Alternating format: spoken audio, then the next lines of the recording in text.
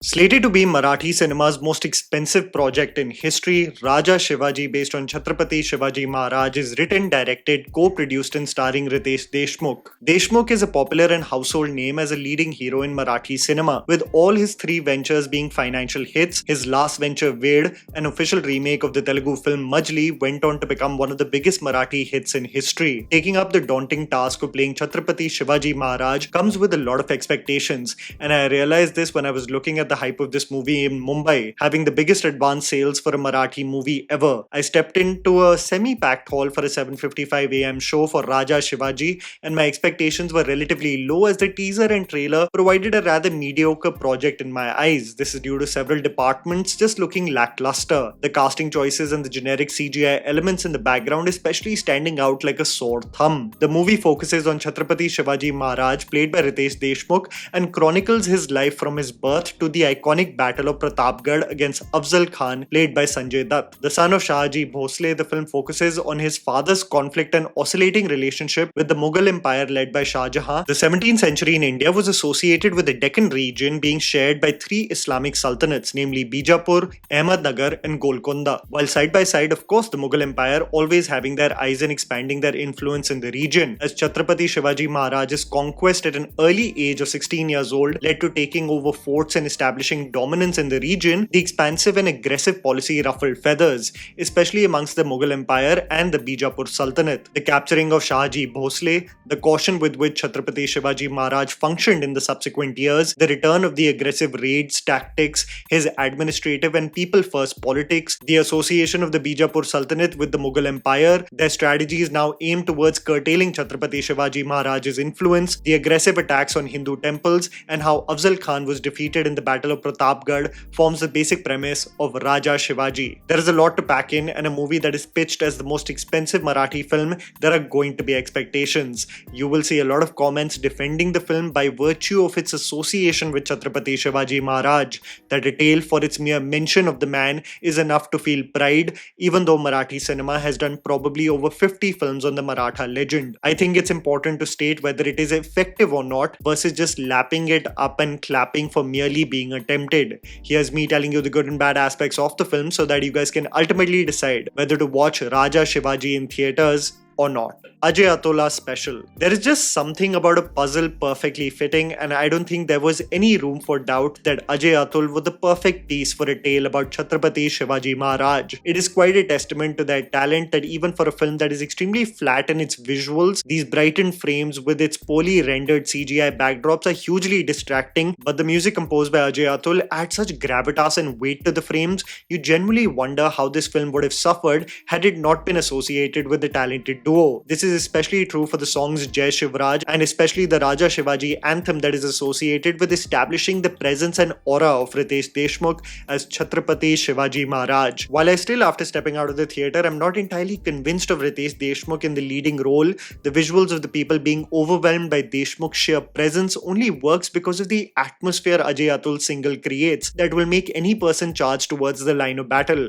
I could not help but contemplate after stepping out of the theatre on how the duo would have been the perfect fit for a movie like Chava and could have elevated that film tenfold and maybe even made the experience of that film in theatres unanimously positive. It's just the case of music producers understanding the assignment, and they are hands down one of the most convincing elements of this movie. The scenes of sadness, the ability to elevate poorly choreographed action scenes with specific scores to each character, the musical duo really created an atmosphere for this to be watched only on the big screen. Had it not been for them, it would have been really tough to point out several merits of this film. Poorly rendered CGI animals, backdrops, and physics-defying stunts. The action choreography is purely based on the individuals who get beaten to do most of the heavy lifting, while the actors mostly stay static and flat on their 2 feet, doing the bare minimum to defeat the enemy. This is true for Sanjay Dutt, who is just at this point a part of every pan-Indian project this country has to offer. No matter what the role, what the impact, what duration of screen time, Sanju Baba will be there, and it's crazy how the saturation has reached a point where it's not even amusing anymore. Dutt again in the action choreography does the bare minimum, and the most distracting sequence is of the action that takes place as Chhatrapati Shivaji Maharaj protects Purandar. The sequence presents poor CGI charging animals, physics-defying stunts, with such illogical set pieces in some cases, hacking bodies and blood splattering in random intervals, that I believe the makers genuinely did not put their heart in this like they should have, at least in this sequence. I mean, I remember watching Vicky give his blood, sweat and tears to the role of Shivaji in the action sequences. The man, while surrounded by the enemy, taking the shape of being suffocated in every corner, was so immersive, but here we see the lead character in these poorly rendered CGI backdrops that are intended to denote the battlefield, and none of the conquests seem immersive enough, except one which I will come to later. Every exterior and wide shot looks like a green screen, and this includes even the Taj Mahal. If warring CGI elephants was not enough, there is a literal cannon that is blasted on someone, and what should essentially break an individual into several pieces merely makes him fall a few meters away. I was hoping to be surprised by this movie, and for a film announced to be the most expensive Marathi film, presumably a budget of 100 crores, the expectations were a little more than just aura farming, slow motion shots, and action set pieces inundated with countless cuts. Fascinating politics and dynamics. This is set in a period of history that I personally find extremely intriguing. I mean, you've got the Indian subcontinent where the Mughals and their influence was extremely massive, but what's even more fascinating is how loyalties changed within the Deccan dependent on whose power was on the surge. What's also very well established in the movie is the sense of Swarajya and the lack of identity that the Marathas had prior to Chhatrapati Shivaji Maharaj turning 16 and acquiring the forts around him. To see his father being used as a mere pawn by both Shah Jahan and Adil Shah is somewhat understood by the young boy,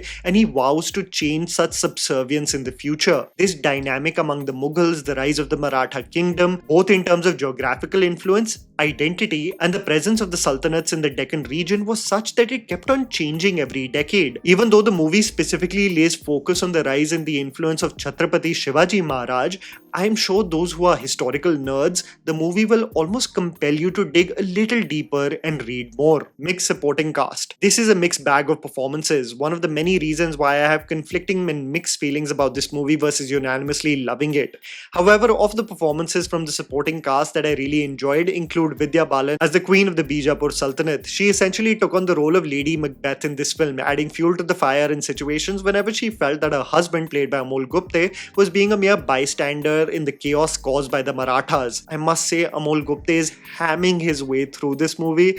It was, well, intentionally hilarious, but I think it was a meter a little too high for this movie because it became straight up comical. Vidya Balan, on the other hand, has this cunning presence. You can see her annoyance transitioning progressively to anger, and well, she is entertaining. Even though Abhishek Bachchan wasn't really convincing to me physically as an agile warrior, I must say that in the endearing moments shared with Riteish Deshmukh or in the brief moments of tension with Afzal Khan, Bachchan proved that he has the acting chops that are often overlooked by critics. Bhagyashree, even though seems to have been dubbed for her role, does a competent job. Sanjay Dutt as Afzal Khan honestly is in autopilot mode. He doesn't do something entirely different than what he has done in a film like Panipat. The delivery, the coal eyes, the towering figure, it's reminiscent of a role and creative process with a character that is a been there, done that situation. It's not as if Dutt is particularly lazy in the role, just that it isn't something that you haven't seen before. A few talented Marathi actors also feature in brief roles, some of which include Jitendra Joshi as Pant, Sachin Kadekar as Shaji Bhosle, and Suresh Vishwakarma, who do as the script demands. But it was just good to see a full-on Marathi ensemble. It makes it more than just a product, but a storyline that people from the state can claim as their own. Fleeting moments of conviction. Despite several of the exterior shots looking extremely fake,